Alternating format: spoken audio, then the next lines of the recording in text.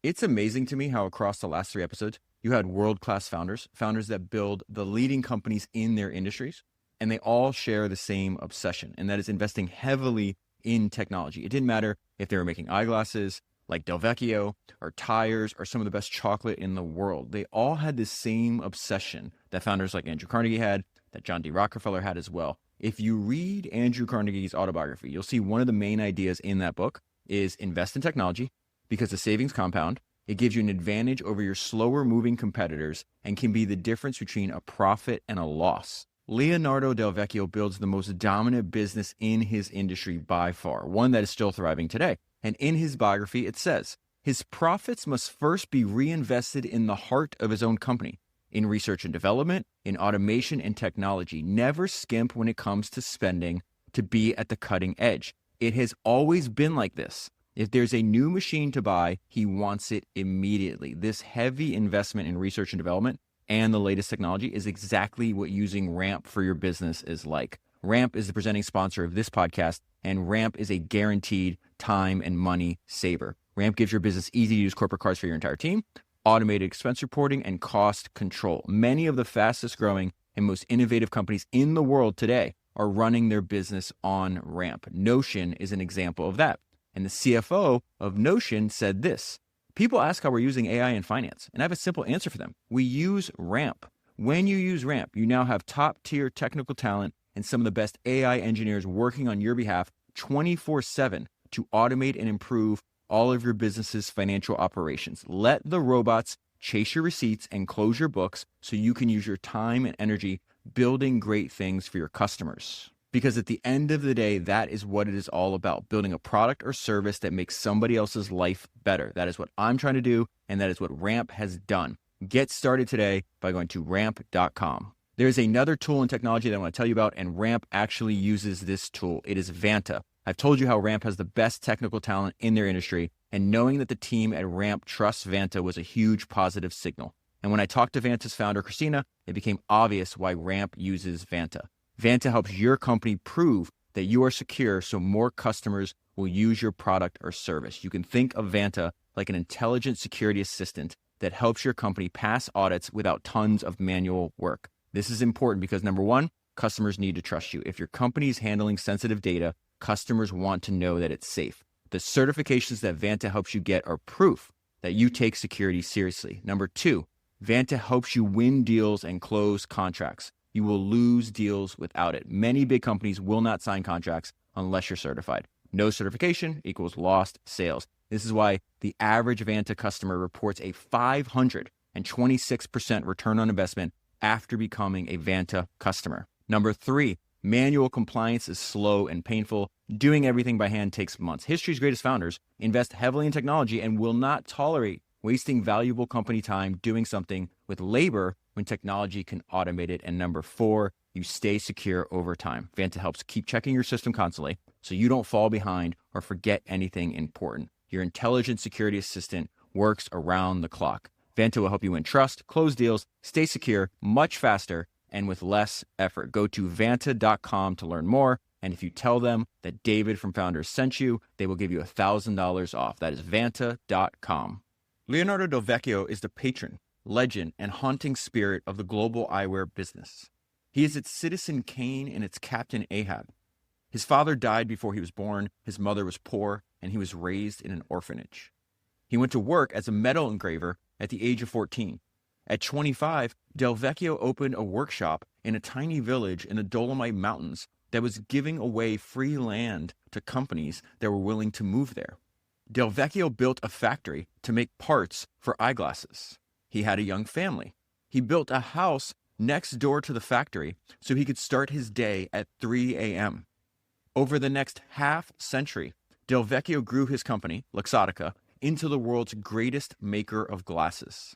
In an industry that was traditionally fragmented and small scale, the totality of Del Vecchio's ambition took his rivals by surprise. This will remind you of another great European founder, Bernard Arnault. There's a lot of things that Del Vecchio is going to do throughout his career, which I'll talk about later, that are very Arnault-like.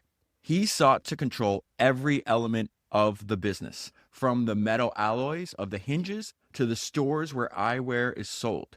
In a series of audacious takeovers, Del Vecchio acquired brands such as Ray-Ban and Oakley and Persol and signed contracts with fashion houses such as Armani, Ralph Lauren, and Chanel. He built factories in China, acquired vision insurers in the US, and retail chains on 4 continents. Del Vecchio was Italy's highest individual taxpayer and the country's second richest man.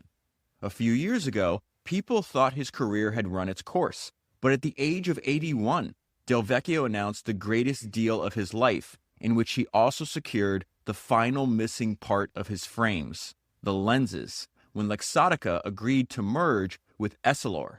Del Vecchio is referred to as simply El Presidente. In the optical world, conversations turn to the personal charisma and menace of Del Vecchio. He's the godfather, said Dean Butler, who founded LensCrafters in 1983. Del Vecchio bought LensCrafters in 1995. The story there is crazy. And again, very Bernard Arnault-like. I'll get to that in a little bit. The godfather is the guy. He runs it. He runs this industry. Del Vecchio built the empire of Luxottica on 2 ideas. The first was to do everything itself. After the company's initial progression from parts to complete frames in the early 1970s, it set out step by step to control the entire process of making and selling glasses, from acquiring the raw materials to selling its own products in its own stores. No one had done this before Del Vecchio. There is a simplicity to him. To him, it is a very simple equation. I make the best stuff. Why doesn't everybody buy it? For the first 25 years, Luxottica stayed on the wholesale side of the industry, behind the curtain as it was called, selling its glasses through opticians to the public. In the 1990s, however, Del Vecchio decided he wanted a retail network too. First, he got Luxottica listed on the New York Stock Exchange, an almost unheard of move for a mid-sized Italian business. A move a lot of experts said was impossible. Luxottica later estimated that listing was worth about $100 million in free advertising in the United States, and it laid the groundwork for Del Vecchio's hostile takeover of US Shoe, a conglomerate that owned LensCrafters, the country's largest optical chain. On paper, the deal seemed outlandish. US Shoe was 5 times larger than Luxottica, and its board did not want to sell. Having its own shops would also put Luxottica in direct competition with the thousands of optometrists it had been supplying for decades. A colleague of Del Vecchio described the deal this way: you have to not only be courageous, but a bit crazy. Luxottica completed the hostile takeover of US Shoe for $1.4 billion. Once the deal was done, Del Vecchio promptly broke up US Shoe until all that was left were the LensCrafters stores which he wanted in the first place, which he then proceeded to fill with Luxottica frames. That is exactly the formula they have used ever since, said Jeff Cole, the former chief executive officer of Cole National Corporation, an even larger optical retailer that sold to Luxottica in 2004. When they buy a company, they spend a little time figuring it out and then kick out all the other suppliers. This formula means that when you and I walk into a LensCrafters or a Sunglass Hut or a David Clulo or an Octacos Carol, which has 950 branches in Brazil, or a Zhu Lang Glasses in Shanghai, or a Ming Long store in Hong Kong, around 80% of the frames on display will be made by Luxottica. Having its own designers, engineers, factories, supply depots, and retail outlets, and contracts with 100,000 opticians around the world means it can also bring products to market faster and in greater quantities than any of its rivals. It also keeps a larger proportion of its profits as a result. In their factory, I saw robots pinning together a pair of Ray-Ban Wayfarers, and basket after basket of metal frames being dunked in a series of chemical baths to coat and color them. Glasses may appear to be relatively simple objects, but they involve between 180 and 230 manufacturing stages to produce. With its own designers, lasers, and massive machines, Luxottica can take a pencil sketch to global production in about 3 weeks. Luxottica has around 27,000 models in production at any one time. Its plants turn out 400,000 pairs of frames per day. No other company comes close. Del Vecchio's second great insight is the one that changed the nature of the optical business forever, and that was to combine it with the fashion industry. In 1988, he signed a licensing deal with Giorgio Armani. The deal transformed the glasses industry. After the Armani deal, consumers that wanted fancy glasses could buy Prada, Gucci, and Chanel, and they were willing to pay for it. Armani himself negotiated a seat on the board of Luxottica and a 5% stake in the business. This started the transformation of glasses from a medical device to a means of self-expression, like clothes or sneakers, or as you and I talked about a few weeks ago with the Jimmy Iovine episode, or headphones like Beats by Dre. Luxottica bought Ray-Ban in 1999. At the time, the label was washed up. You could buy a pair of aviators at a gas station for $19. They were selling Wayfarers at Walmart. Del Vecchio paid $645 million for Ray-Ban. Wait till I tell you the story later, too. Ray-Ban is now the most valuable optical brand in the world, and it generates more than $2 billion a year in sales for Luxottica. Over the next year and a half, Luxottica withdrew Ray-Ban from 13,000 outlets, hiked their prices, and radically improved the quality, increasing the layers of lacquer on a pair of Wayfarers from 2 to 31. When speaking to one of Del Vecchio's longtime associates, I asked him, how did a man who started with a small factory in a remote village come to rule the global eyewear industry? His response, appetite comes with eating. This is very fascinating because Napoleon said the exact same thing. He said, appetite comes with eating. The more I conquered, the more I wanted to conquer. Larry Ellison said something very similar. He said, I'm addicted to winning. The more you win, the more you want to win. So then this profile goes into the biggest deal of Del Vecchio's life. How did two companies, one in frames and one in lenses, come to dominate glasses? This part is wild because you have to think about, this is the company that Del Vecchio gets control of. It is also wild to consider that the biggest deal of his life comes 60 years into his career. So in 1972, Essil and Essilor, two French optical companies, merged and began to sell aggressively into the U.S. market. Essilor specialized in plastic lenses, which were replacing glass, and it also invented the world's first progressive lens. The company set out to make sure its products were sold in every optometrist in the world. Lenses are the pixie dust of the optical business. Barely anyone knows what they are made of or how they are constructed. For the last half century, persuading opticians to prescribe Essilor has been painstaking face-to-face work. The profit margins within the optical business are a closely guarded secret.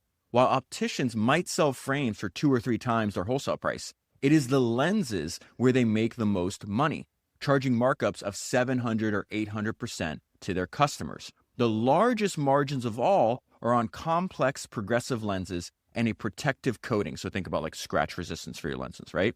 Those features cost Essilor a few cents to make, and opticians sell them between $25 and $50 a pop. That is absolutely nuts. A feature that costs you a few cents to make, the end consumer pays $25 to $50 a pop. The company supplies between 300,000 and 400,000 stores around the world, 3 or 4 times as many as Luxottica. If Luxottica has spent the last quarter of a century buying up the most conspicuous elements of the optical business, the frames, the brands, the stores, then Essilor has busied itself with the invisible parts, acquiring lens manufacturers, instrument makers, prescription labs, and the science of sight itself. What does that mean? The company holds more than 8,000 patents. Essilor buys up Belgian optical laboratories, Chinese resin manufacturers, and Israeli instrument makers. Within the industry, Essilor is regarded as an unstoppable, enveloping tide. The first rumors of these two companies joining forces began more than a decade ago. There were considerable obstacles. The first was cultural. Essilor might be huge, but it has retained the feel of a traditional French industrial enterprise. 55% of its employees are shareholders of the company. Luxottica, on the other hand, functioned like a monarchy with none of the management structures of most multi-billion-dollar companies. The corporate governance and headquarters of Luxottica were Mr. Del Vecchio's dining room table. That was said by one of Del Vecchio's managers of one of his U.S. businesses, and he continues the story. He says, in the early 2000s, we'd fly to Italy, go to his house, and show him our annual plan, and he would say, go do that. It's funny, let me pause here, because when I read this section, it reminded me of something I read in one of Jeff Bezos's biographies in the early days of Amazon. This guy named Wright was building out the early fulfillment and warehouse centers for Amazon. And he goes and shows Bezos his plans. I think it was it was going to cost like $350 million to build a new warehouse and everything else. And so he's showing the plans to Bezos, and Bezos goes, this is beautiful.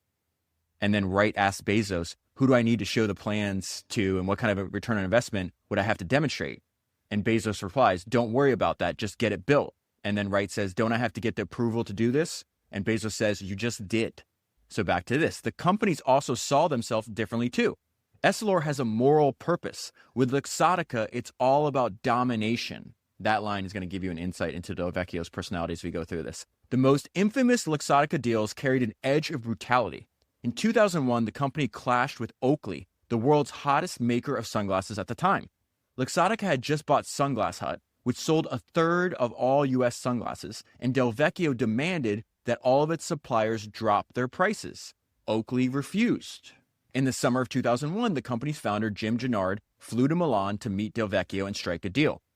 Gennard had founded Oakley out of the back of his car in 1975. At the end of their conversation, he said he hoped the two men would one day be friends. Del Vecchio replied, "We will never be friends." A few months later, Del Vecchio swung into action. Sunglass Hut stopped selling Oakleys.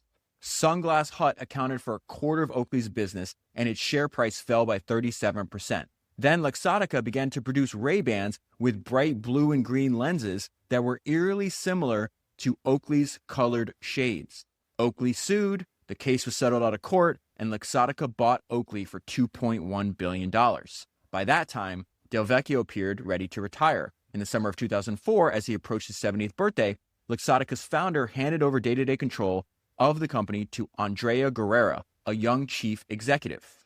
Guerrera did not want to merge with Essilor. Del Vecchio forced Guerrera out and came back to work. He was 79 years old. It became clear that Del Vecchio was worried about what would happen to Luxottica after he dies. Luxottica is his most precious child. His most precious child is this company. Del Vecchio has 6 children from 4 marriages to 3 women. He remarried his second wife. I'll tell you about that later. It's a wild story. Del Vecchio came to believe that folding Luxottica into Essilor was the best way for his work to endure. Essilor controls almost half of the world's prescription lens business and has acquired more than 250 other companies in the past 20 years. Between them, Essilor and Luxottica play a central, intimate role in the lives of a remarkable number of people. Around 1.4 billion people use their products. In many conversations, people describe the arrival of Essilor Luxottica as both extraordinary and somehow inevitable at the same time. That struck me as the kind of contradiction you come across more often in a person than in a business. And it's true, because Essilor Luxottica, the business of vision itself, is, to an amazing degree, the legacy of a single man. Okay, so that was a profile written almost a decade ago about this legendary merger between Luxottica and Essilor. And I wanted to start there because I think it's going to give you a great overview of the person I want to talk to you about today, which is obviously Leonardo Del Vecchio. This is another book. So the book that I read for this is another book that was translated for me by my friend Cameron Priest. The last few episodes, we've translated books from French and Italian. And so I spent a week reading the book, and I spent the last 3 days rewriting all of my notes and highlights. And what I want to do is tell this remarkable life story. I couldn't have said it better. It's just like, well, you're describing this, you dominated the eyeglass and eyewear industry. In hindsight, it looks completely predictable. It's extraordinary and inevitable at the same time. And what you'll come to learn now is that is the exact description of the orphan that builds this empire and the legacy of a single man. And this business continues to thrive. Del Vecchio passed away a few years ago, but the business that he built, that he gave his life to, continues to thrive. As a matter of fact, the founder of Meta, Mark Zuckerberg, just spent $3.5 billion buying a 3% stake in Essilor Luxottica. And before he died, Del Vecchio did the deal with Mark Zuckerberg to produce the glasses that Meta is making. So I want to start with Del Vecchio's childhood. Once you understand his childhood, this will, without a doubt, be one of the most remarkable founder stories you'll ever hear. So this is at its core, this is a story of a poor orphan who will come to dominate an industry and build a $30 billion fortune. This is an orphan who built an empire. That might have to be the episode title, an orphan who built an empire. So Del Vecchio's dad was a fruit peddler who died from pneumonia when Del Vecchio was in his mother's womb. His dad is only 49 years old when he dies. Del Vecchio is the youngest of 4 kids. So now his mom has to go work in a factory to support her other kids. She has to walk 40 minutes each way to her job every day. She had nobody to take care of young Leonardo, young Del Vecchio. So he essentially spends his days on the street. After several years, his mom realizes this is not sustainable. She's terrified of what's going to happen to him if he stays on the street all day. So she goes to an orphanage and begs them to take in and care for her son. He is 7 years old when this happens. Can you imagine thinking that your mother abandoned you when you were 7? This is how Del Vecchio describes his childhood. We were a poor family. My mother was a widow. I grew up without a father and in an institution. Growing up without a family is something you can't explain unless you've lived it. It marks you. He lives in the orphanage for 7 years. The orphanage has very strict and precise rules, and you'll see that he actually adopts these rules in the way he runs his life and runs his business. So at the time, you sleep in a dorm. There's 10 other beds in each room. You wake up at 6 a.m. no matter what. You line up shirtless even in January when it's freezing. You eat breakfast at 7. You go to school until it's night. You are taught to work tirelessly. You are told to fight against your inherent laziness. You are told perseverance makes the difference and that talent isn't enough. And what's interesting about this, and there's several stories in the book, but there's several Italian entrepreneurs of the 20th century that were at the same orphanage. They follow remarkably consistent and similar paths. They all started out as great craftsmen first, then industrialists.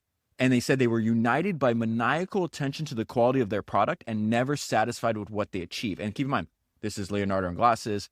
The guy goes on to build one of the largest publishing houses in Europe. Another one is the best manufacturer of bicycles. Later in life, one of these entrepreneurs that were raised in the same orphanage that go on to build a fantastic career as well talks about this. He says, I'm a lucky man. I was born poor, and this gave me a certain understanding of the facts of life. All of their stories are united by the same thread. They know the harshness of poverty, the pangs of hunger. They become skilled craftsmen thanks to a trade learned at the orphanage. They seek independence from a young age, are not satisfied with their first success, and continue to grow their businesses into becoming leaders in their respective fields. Young Leonardo del Vecchio is orderly and precise. He says at this time, I liked to study, and the trade that he learns in the orphanage is engraving, which he doesn't know at this time is going to lead to his career in glasses. So he finds a master ready to take him in as an apprentice at a metal factory. He is 14 when he leaves the orphanage and starts working full-time, and really more than full-time. And from this point, for the rest of his life, he has a singular obsession: to be the best. The way he thinks about it is, if he is the best at what he does, he will never again be forced to suffer the hardships of his childhood. He will never have to be poor again. He will never be forced to rely on anyone other than himself. So the company he works there during the day, and then the company sends him to school at night. So he's taking drawing and engraving classes at night. Learning to draw is essential to be a great engraver. And this is important because it's engraving that first puts him in contact with eyeglass frames. He's handed a pair of aluminum eyeglass frames, and he's asked to engrave decorations on the temples. This is the very first time that a young Leonardo da Vecchio will handle the object that will change his life. He quickly understands that he's good. He's very precise, he's meticulous, and he's restless. Almost immediately, he wants to start his own business as soon as he can because he does not like having to rely on other people. He refuses, and there's a line in the book later on that says, Del Vecchio cannot be controlled. He refuses to let other people have command over him.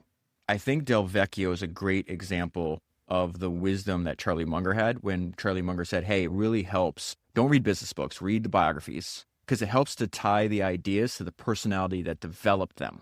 If you grew up like Del Vecchio, if you experienced what he experienced, of course, like if you look at his entire 60-year career, it's just him gaining more and more and more control over what he's doing. This relentless, methodical march for deeper and deeper vertical integration. And you see it when he's 14. He's also wicked smart. He understands two important things about himself from an early age. One, doing one's job well, whatever it may be, being the best at it is non-negotiable for him. And the second thing he realizes is that he's got a lot more drive and passion than other people around him. He said, I've always thought of myself as privileged for the passion I had inside and for my enormous desire to do. So by the time he's 18 years old, he's promoted to run the factory. He is now the head of the factory. For a few years, he keeps this position. And so he winds up getting married and having kids early on. And so he's making enough money, right? He's running the factory. He's in his late teens, early 20s. And he could have just stayed in that position. He would have never been poor. But there was no way that he was ever going to stay working for anyone else. So this is when he starts his first company. He decides to open his first workshop in a tiny spot that he calls the Hole. By day, he's still working his day job at the factory, and at night, he works for himself. And so Del Vecchio begins to produce molds for various industries. He starts out as a subcontractor. It is a strictly family-run business. It's Del Vecchio, his wife, and his brother are helping him out as well. And he doesn't quit his job right away because he needs a fixed salary as a guarantee for the loans required to start the business. This is how he's going to transition from how he buys his first machines, and he starts to transition from artisan to industrialist. He's very much a craftsman at this point. And one thing I love about reading all these biographies is there's always these examples, and anybody that creates something great. And the way I think about this is like, how bad do you actually want it? Like, how bad do you actually want this to happen? He is working 20 hours a day. And one of the things that helps push him and to work way harder than anybody else, there's a line in the book where it says he never stops because he knows he is good. He understands the key to success is in his pocket. This is what he said. I realized I was good because when I delivered my finished work, I immediately got new orders and never had to make changes. Even though I was young, I realized that I had something more than my competitors. That is one of the most important lines in the book if you think about where he's at in his life. In fact, it reminded me of one of my favorite stories from Larry Bird, the basketball player. You know, Larry Bird went to a tiny college. He went to a small school, and people didn't think that he could make it in the NBA. And then they told him that you're not going to be able to make it in the NBA. And so Larry's talking about this later in his career after he's won, multiple championships and had a Hall of Fame career. And he said, I won't be able to get my jump shot off, that I'm not quick enough, that I won't be able to rebound. And so after he was drafted in the NBA, before the first season starts, he goes and plays with all the rookies. And Larry says this, it took me 3 days of rookie camp. And I found out, hey, this league is nothing. I can play in this league and I will dominate in this league. The reason I bring that up is because you're going to see Del Vecchio throughout his entire career, he cannot understand why his competitors don't have the ambition that he has, are satisfied with the small stakes, he'll repeat this over and over again, don't work as hard as he does, and are incapable of making the same quality of product that he is. And so as soon as he can, it's just a year that he's doing both jobs. After a year, he resigns from his day job and devotes himself full-time to building his business. He is 23 years old. And from this point at 23 until he dies, I think he dies at 87 years old, he follows only one categorical imperative: excellence. He says, if you want to stay in the market, you must always seek perfection. And it's not perfection as a disease, not as an abstract ideal to refer to, but perfection as a fact. He has several great and important ideas. Number one, he realizes there is less competent competition in the eyeglass sector. And so he's going to focus on that industry completely. He starts out as a subcontractor. This is what his first business is, producing molds and small metal parts for eyeglasses. Two, he also realizes that this sector is the most profitable. He says, among the small metal parts that he was making, the parts for glasses gave me the most profit. Three, he realizes to his customers, quality is more important than price. You need to remember this idea. He's going to use this idea so many times over the next 60 years. When my clients were ordering new molds for eyeglass temples, they were not so much interested in the product's price as in the quality and in the fact that the molds were made to perfection. And this is how the book describes this turning point in his life. Leonardo understands that he can expand into an industry that promises high profit margins to those who are able to produce high-level products. Remember, his obsession with quality is important. And it's also even more important because he decides to direct his obsession with quality to an industry that will pay for it. And again, he repeats that he sensed that he had something extra compared to his competitors. His guiding strategy is very simple. I want to be the best at everything I do. That is all. This is very important because the application of that idea leads directly to the beginning of Luxottica. The way he founds Luxottica is that one of his best customers, remember, he's a subcontractor at this time. He's going to start at the very bottom of the industry and then just Sherman march to the sea and absolutely dominate it over the next 50 years. So one of his best customers wants to become his partner. So they are two wildly successful entrepreneurs. They own a company called Metalflex. They have more demand than they can fill, and they want to start a new factory. So they propose partnering with Del Vecchio to run that new factory. He will be a minority shareholder. They want him to run it. He was worried about being a minority shareholder there. He said this would castrate his ambitions. Remember, this is a man obsessed with control. Maintaining control was important to him, and he would never, ever compromise that. And even though he's very young at this point in the story, he had very clear ideas about his future. So he forms a limited partnership, and he's the general partner so he can maintain control of the factory. He insisted on operational control despite not owning the majority of the company.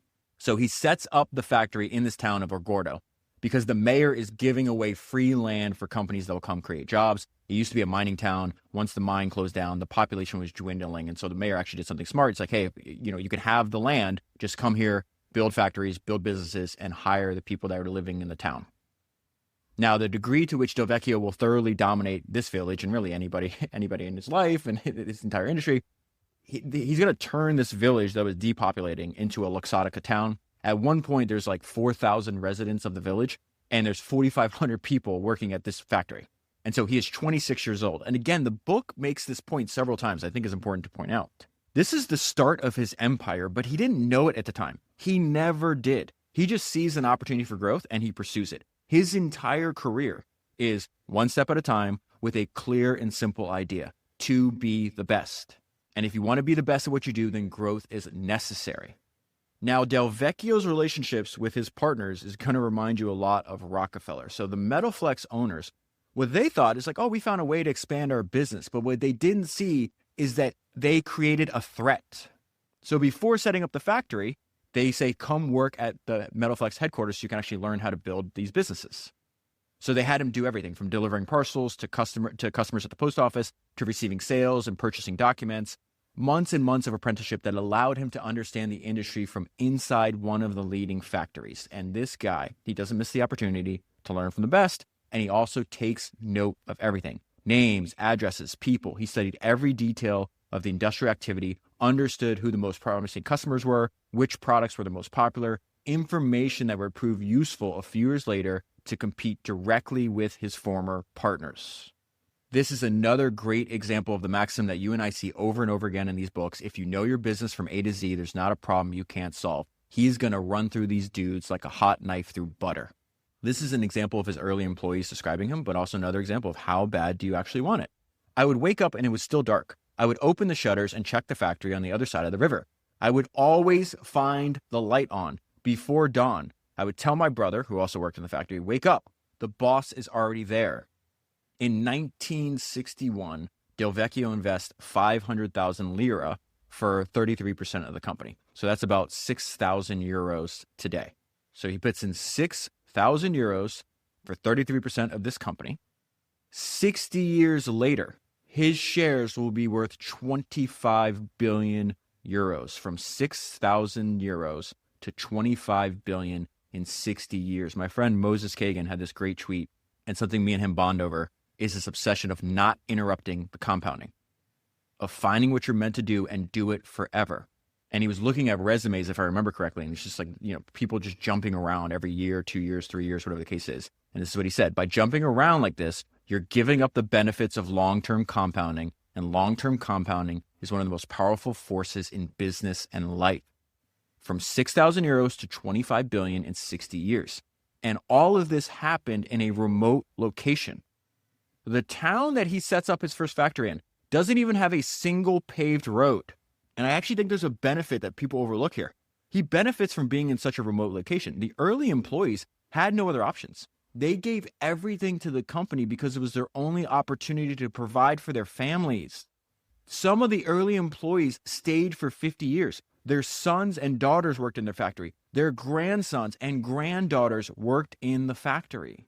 And they're willing to follow Del Vecchio because he leads from the front. This is what he says: I used to come to the factory at 5 or 6 in the morning, really whenever I woke up, and I would stay until midnight. The company is my life. So this is when he starts to take control of Luxottica, and he has to break up with his partners. What they didn't understand, they never treated him as a real partner. This is a guy that's the best in the world at what he does. He has pride. He has drive. He's doing all the work. And he realizes, oh, I'm not a partner to you. I'm just like a supplier to be squeezed. So they try to push him on price. They drop in on the factory without telling him. And Del Vecchio realizes, oh, this is not a long-term solution. And I'm at risk right now because I have way too much revenue concentration with Metalflex. And so he does something really smart before he breaks up with his partners. He starts looking for other customers. And he also realizes, even though he's younger and has way less money than his partners, he's like, wait a minute, I have a form of leverage here because literally nobody else can match the quality of my product. Think about it as quality is his survival strategy. And he would tell his employees, he's like, listen, we're going up against these giants. And there's not just the Italian companies, the German companies, the Austrian companies. And he says an obsession with perfection. And he was convinced of the fact that the only way to grow in a world of giants is to offer the best products. And so there's all this fighting going on between him and his partners. And then they realize, we created a competitor. So we need to destroy this guy. And the way we're going to destroy him is they were the ones that were guaranteeing the company's credit. You need a credit line from a bank for the factories to survive. So they're okay, we're going to pull the credit. And this is where there's like this Rockefeller-esque situation going on here. They're convinced we're going to pull this credit. We're going to strangle this guy. This guy can't get far without us. And the reason I compare it to Rockefeller is because they didn't know who they were dealing with. So they pull their credit. Leonardo calls all his employees together and he has like tears in his eyes. He's like, I'm afraid I can't pay the salaries this month. He's crying, but he's also refusing to give up. He said, we will move forward on our own. If you don't feel secure, you can leave. They all stay. He doesn't lose a single employee. And so he has two ideas. He goes to his second largest customer, right? Because he just lost his first customer and they pulled the credit.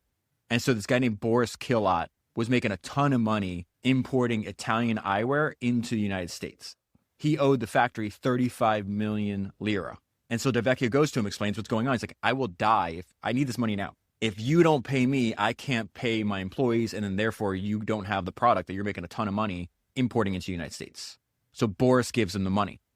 And then since the bank pulled his credit line in true Rockefeller fashion, what does he do? He goes bank to bank to bank until he finds another bank willing to extend him credit. This is a line from Rockefeller's autobiography. What if, because people don't understand, I guess you do because you've probably heard the podcast and you've hopefully read a bunch of biographies on Rockefeller. But one of his advantages is that he always went into battle, Rockefeller, better capitalized than his competitors. And most of that was debt from banks. So this is Rockefeller in his autobiography talking about this. He goes, what if the president of a bank refused to make me a loan? That was nothing. That made no difference to me. It simply meant that I must look elsewhere until I got what I wanted. So then with the bank credit, which his partners didn't think he could ever get, Leonardo says, hey, I'm going to buy you out. I want to buy you out of our partnership. He offers them 45 million lira each for a stake that less than 10 years earlier was worth 500,000. So you all put in 500,000 each. Less than 10 years later, I want that stake. I'll give you 45 million lira for that. And it's amazing how dismissive of him his partners still were. They didn't believe he actually had the money. So when they set the date for closing, they don't even bother to show up because they don't think it's real. Eventually, he buys them out and he says it was one of the greatest days of his life. He now answers to no one else. The book says he was literally bursting with joy, having achieved a goal that was fundamental to him. And Del Vecchio tells a friend at the time that he's amazed that they agreed just when the factory, after years of shared sacrifices, could start to bear fruit.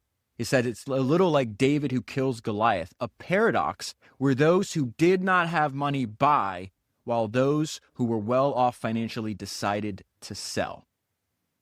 And then what happens next? He takes most of their customers. He is a true predator. This is something that will reoccur throughout his entire career. Those who compete against him, they call him a true predator and they call him a hawk because they says he would circle, wait, and then strike.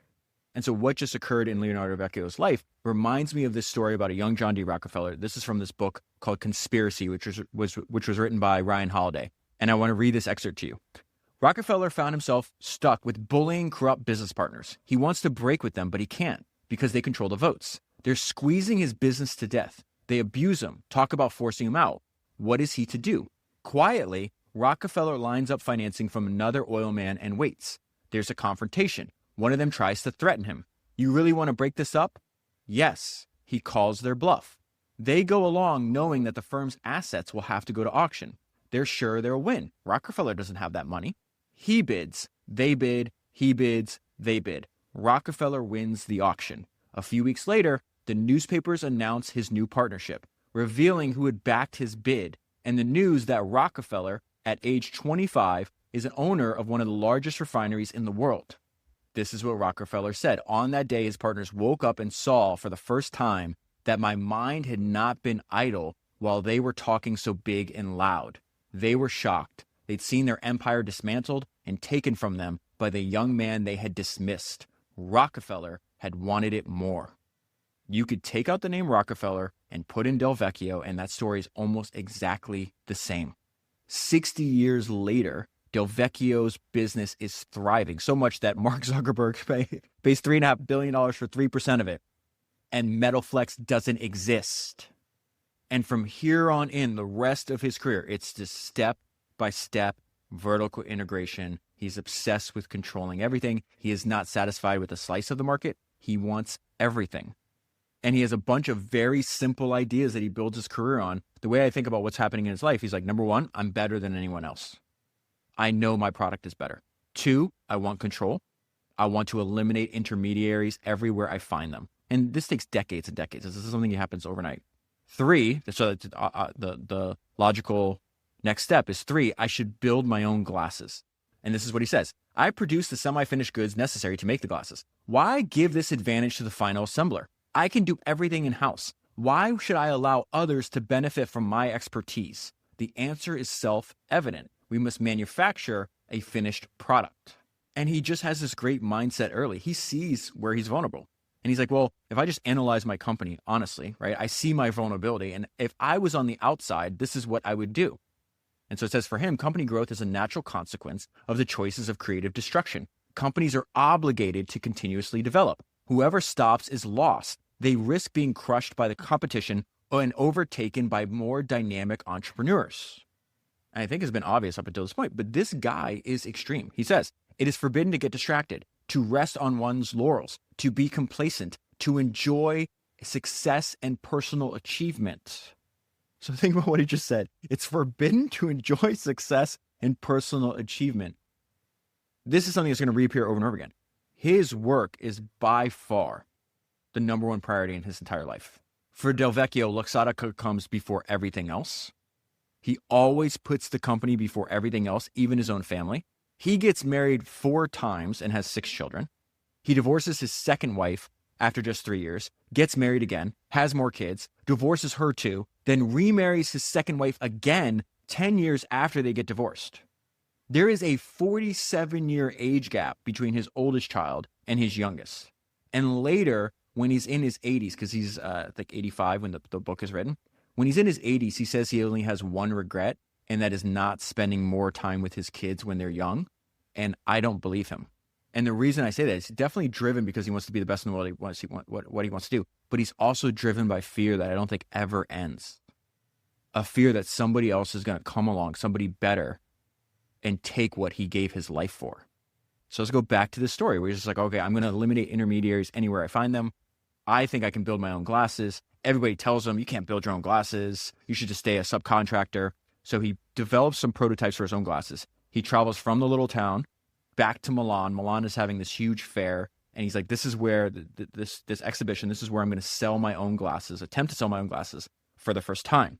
And something he doesn't know, but he's doing this at the perfect time. There's a wave starting that he's going to surf for decades. There is an eyewear boom.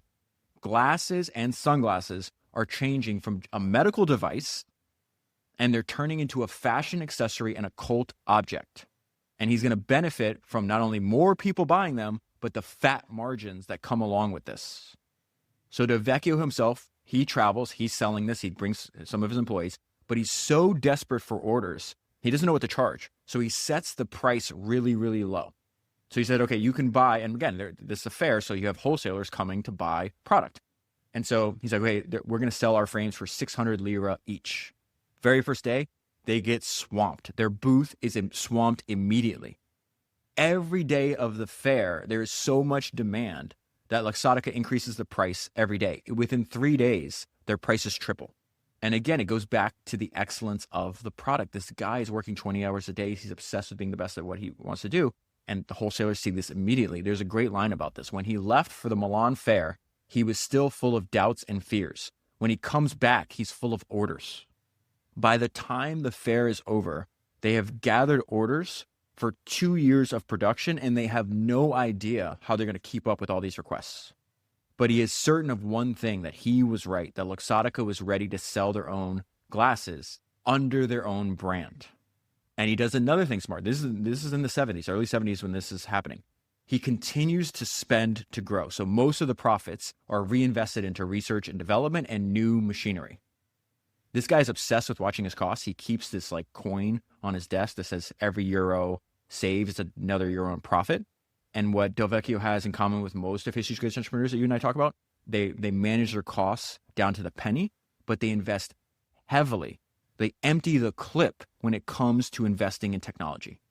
So it says most of the profits are invested in research and development and new machinery. The 1970s started a virtuous cycle. New orders determined the need to increase production, which in turn led to the need to expand departments and invest in new machines, for which it is mandatory to obtain new orders and increase market share. Increasing volumes lead to a reduction in unit production costs, which allow for a more competitive pricing without compromising profit margins. And so it continues, more control, more vertical integration. Now he's like, okay, I'm making my own glasses. I want to own my own distribution. He would sell to distributors who would then sell to opticians and the end user, which is the retail stores. And so his first step is, I only want to work with the best. So now that I'm making my own glasses, I need to sign with literally the best distributor. And then once he does that, he's like, I need to own them. So it says he only wants to work with the best. This applies to partners outside the company as well. He finds the person he thinks is the best distributor. This is this guy named Mr. White, who's one of the largest distributors in America. At first, Mr. White says no. Leonardo doesn't flinch. He comes back a year later as a bigger company with better products. They finally sign a partnership. Then you already know where this is going. You know where this is going. And he goes, actually, working with distributors is too risky. Luxottica is at the mercy of other people's choices. This is a situation I cannot live with. So he starts another phase. He goes, I want to grow my company by acquisition. How am I going to grow my company by acquisition? Well, I need to raise more money. So he raises more money by selling stock in his company. He also gets more banks to loan him more money. He uses that money to keep pressing his advantage, to keep controlling more and more parts of his business. The more he vertically integrates, the higher his profit margin becomes, which allows him to keep controlling more parts of his business. So he buys his largest American distributor. So Mr. White, right, and his partner. This is so funny. The guy, a few years ago said, I'm not going to sign a deal with you. Not realizing that, a few years in advance, Del Vecchio is going to own your whole company, man. So he buys his largest American distributor. Mr. White and his partner are fighting. This gives Del Vecchio the opportunity to buy out Mr. White's partner. So he buys 50% of this company for $11 million. This is wild. This is how this guy is just risk on, okay? He buys 50% of his largest American distributor for $11 million at a time when his entire company is just doing $14 million in revenue. And Del Vecchio describes this when he's an older man. He says, this was a decisive turning point because now I am one of the largest distributors in the world. 4 years later, he buys the other 50%. And again, he just said it's forbidden to rest on your laurels. So what does he do? Buying distributors is not enough. He wants to own the retail stores that the distributors sell to. Distributors sell to opticians who sell glasses to the end consumer. He is missing the relationship with the end customer, which he says is, quote, indispensable to understanding how tastes and trends change, on which lines to focus on, and where higher margins can be extracted. And so we're going to get into how he breaks into retail, but there's another thing that reappears throughout his entire career. He wants high barriers to entry. He does not want competition. So he winds up, remember that company that he was first an engraver at, the one that sent him to school at night? 25 years later, he buys that company. So he buys the company that he first worked at as an engraver 25 years earlier. Why? Because that company owns a valuable patent. They own the patent on the elastic hinge on the temples of eyeglasses. Again, think about this idea of fear. How can I stop anyone from taking what I have from me? One way to do that is to increase the barriers to compete with me. Then what does he do? He moves into fashion and he drastically expands. This is going to blow your mind. He drastically expands not only his revenue, but his profit margins at the same time. So question he's having is like, okay, how do you transform a commodity product into a customized one? If he can move into the higher end fashion market, he could greatly increase his profit margins. So this part was surprising to me because I don't think I've ever bought, I have like a pair of Ray-Bans, but I've never bought like luxury glasses.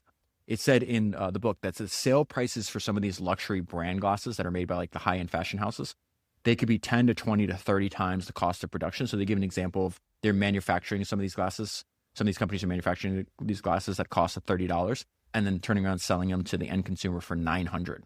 So the first person he works with is Giorgio Armani. And again, Armani wanted to work with the best, and he believed that the best was Del Vecchio. So this is where he signs that agreement, and he insists to get 5% of the company. Del Vecchio wisely gives him 5% of the company. Why is that important? Because Armani is another turning point for Del Vecchio. Armani glasses alone, this is a single brand. They signed a bunch of them. Armani glass alone will account for 10% of the overall revenue of Luxottica. That is nuts. But also, not only the 10% of revenue, but it opens the door. So then it starts signing up with like, who makes Armani's glasses?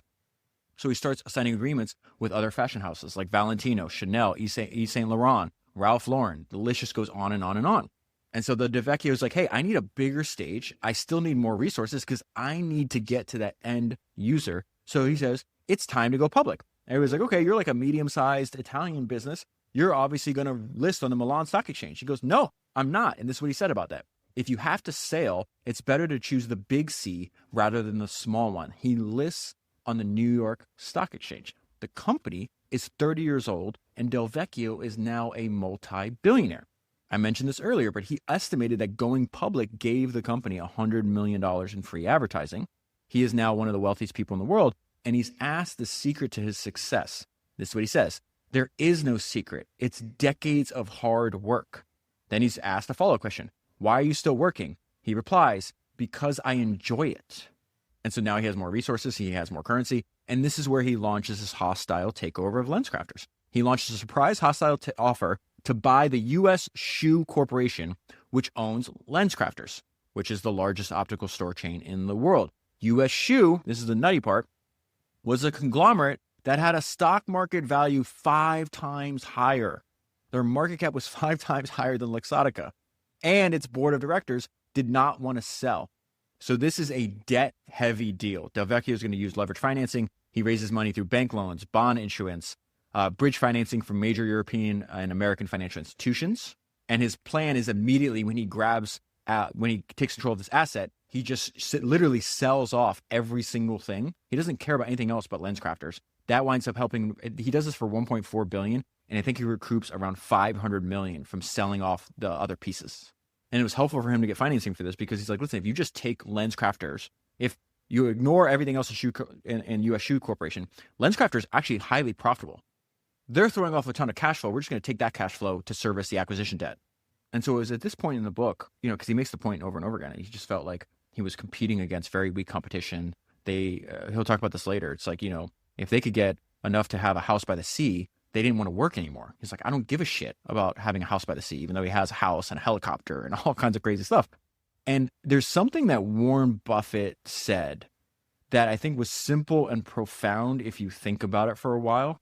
There's a beautiful genius to what Buffett said. He says, the important thing is to keep playing and to play against weak opponents and to play for big stakes.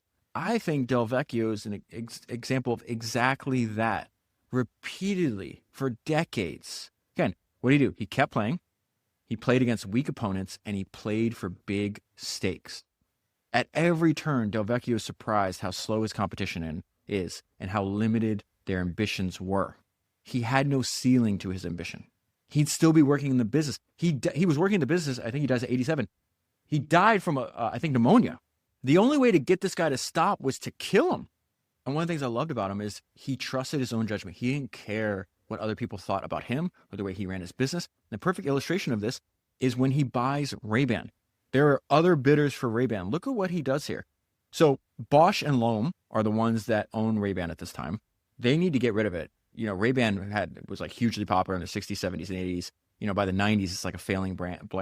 They're still doing $500 million a year in revenue, but they're losing $50 million a year. So they're like, just please take this. Get this $50 million hole away from us. Now, why would Leonardo want a failing brand with decreasing quality and a cheap price point? Remember, when he buys Ray-Ban, you can literally buy them at gas stations. They're selling them at Walmarts. The price point is less than $20. And somehow, Del Vecchio transforms it into a luxury brand with fat margins.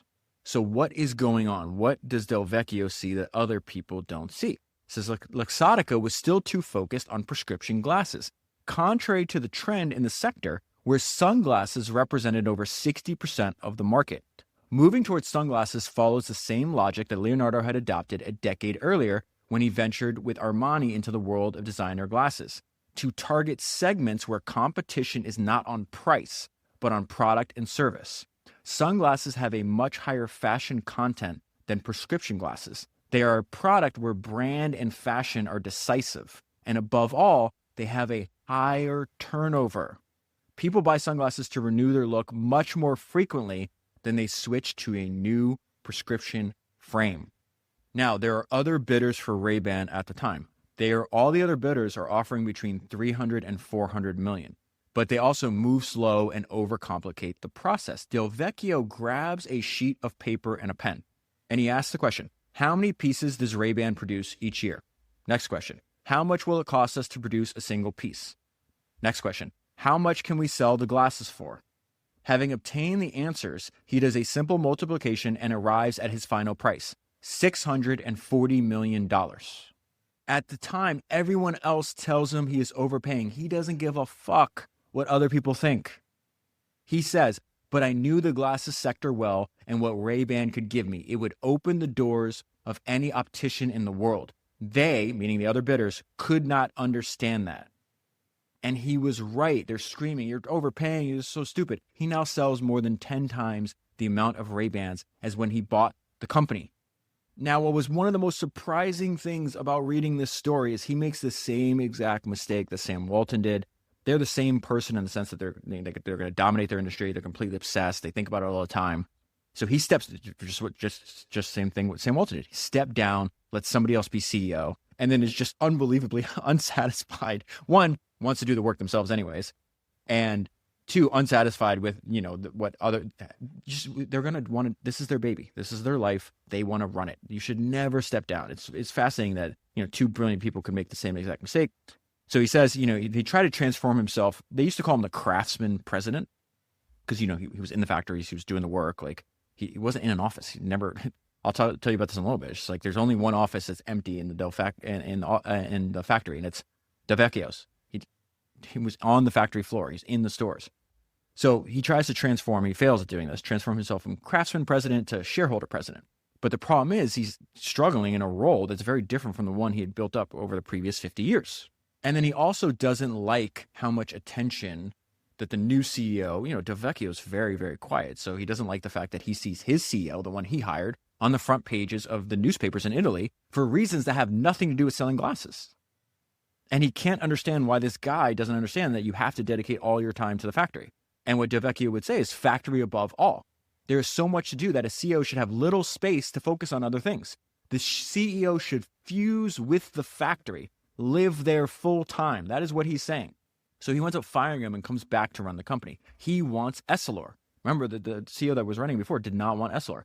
He needs to become a leader. This is what Del Vecchio believes. He needs to become a leader in the corrective lens segment as well, where he finds high margins, which you and I have talked about over and over again today, but also significant barriers to entry, patents, exclusivity, still didn't say that right, advanced machinery, and lots of specific technology. Now, what was fascinating is when this deal comes together, it's announced Luxottica and Essilor have reached a 50 billion euro merger agreement. The world's largest lens manufacturer is tying the knot with its absolute leader in frames and eyewear sales. That makes sense, right? But everybody thought that Del Vecchio was selling out. So it says the structure hides a substantial truth. It'll be Del Vecchio who has control. At first glance, it seems that he was the one who was selling. For the first 3 years, the management will be perfectly equal between the French and the Italians. Just wait. 3 years in, Del Vecchio will be able to assert the weight of his controlling stake, as stipulated in the agreements that they both signed. It is the majority shareholder of the Italian company who becomes the majority shareholder of the group after the merger. In other words, Del Vecchio wins again.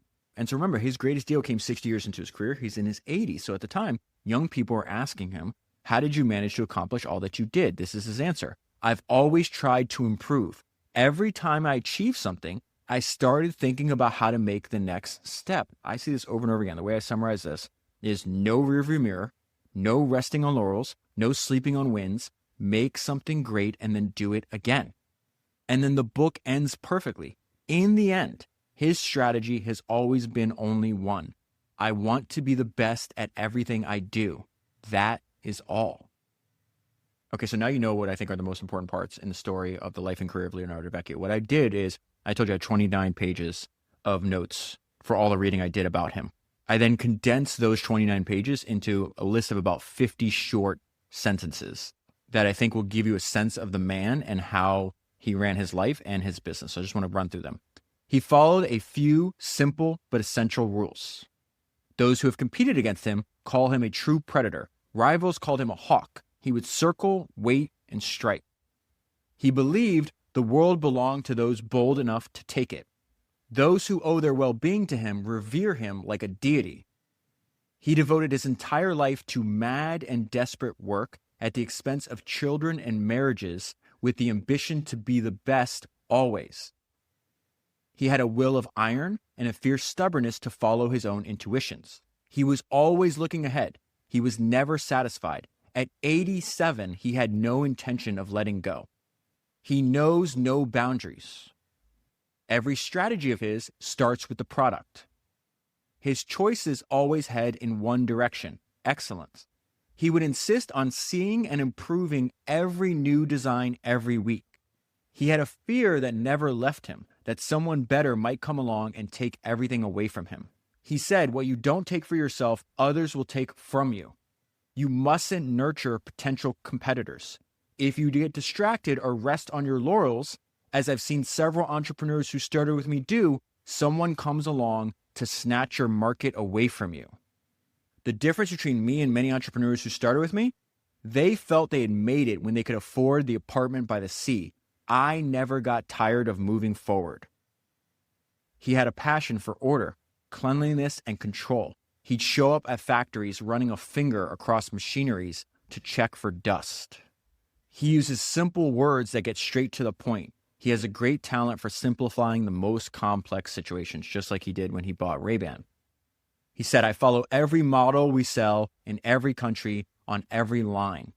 He has no desire to talk about the past. He's in his 80s when he said that. He never feels at ease. His moves are all born from the need to protect his business, his employees, and his brand.